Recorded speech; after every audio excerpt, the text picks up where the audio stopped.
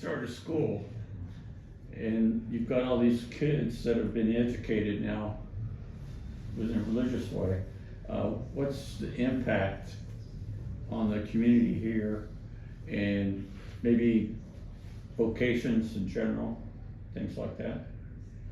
Well, we have many good families have been produced because we have the school, and we try to reach the parents through the children to come to get to know the Lord. So it's a pretty big challenge, but we have retreats. We just had a big retreat a couple weeks ago. Okay, yeah, and then, How many came to that? well, they ended up with 2 big communities Okay. of, but you have to be in the retreat in order to, if you have your kids in the school, you should be coming to these retreats so we can educate the parents, because, you know, Okay. ignorance is terrible because you don't know what you don't know. So a lot of parents are not Catholic, They're Catholic. but they're just rudimentary. They're Yeah, right. They're not- They know how that they have to receive the sacraments. They have to be baptized, confirmed, you know, make the first communion, but then That's about it. that's about it, see? I already did that, so okay, you know? But You're coming to trying to- Mass on Sunday is a whole nother story. So Okay. that's where we're working on them, and it's very slow, and it's, but it produces, you know, we have 2 sisters down in Peru that are from our school.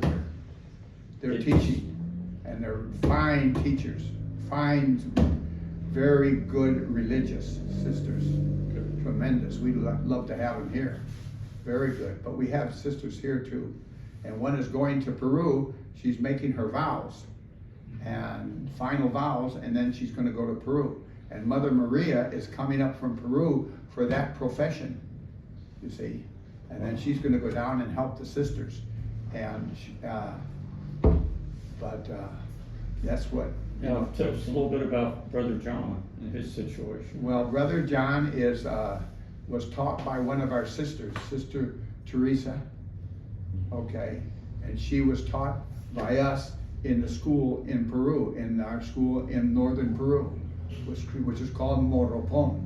And the school is called St. Rita's, Santa Rita de Casia. So we have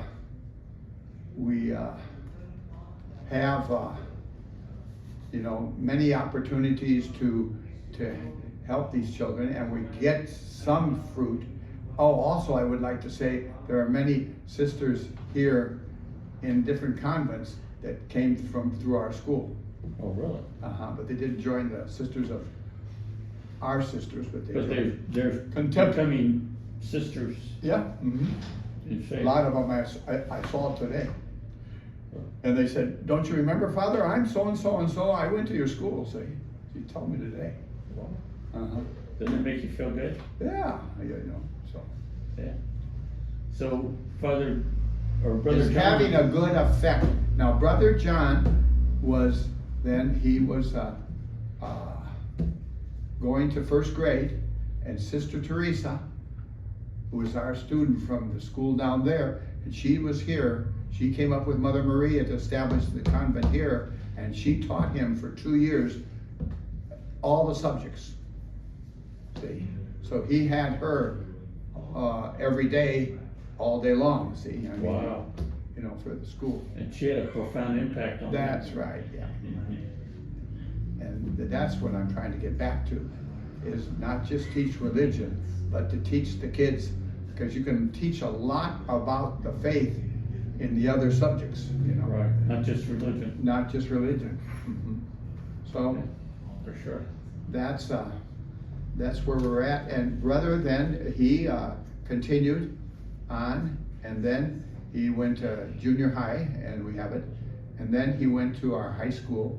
But when he started our high school, he was already old enough. He was about 15 years old, and he began to he was interested in being a priest, and so he wanted to join us, and so he with about 8 more boys, they started up another group, but none of them remained except him. And he finished his high school as a religious, and then he went on and made his novitiate, which is to prepare him for his vows. And then he made his first vows, and then he went to the seminary.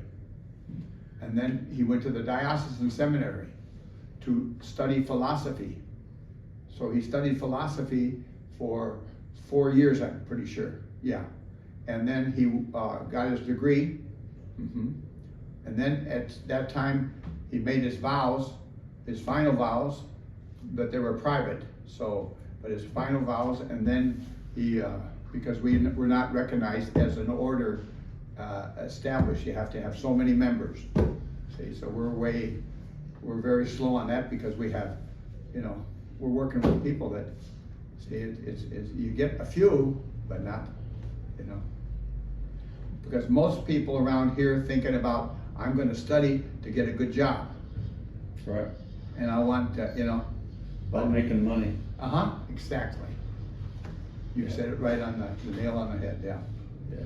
So that's where we have a big, But he's very close to be transitional deacon, right? right, yeah, he's gonna be a deacon. Next month. Yeah, August the 15th, he's gonna be ordained a deacon by the bishop. And he spent the last year of the seminary, 4th year theology, he spent in the seminary, the major seminary. He went for the whole week, and on the weekends he would come here to help me. But he was spending most 5 days of the week he spent over there. And so he was end up being the top-notch student of the whole seminary.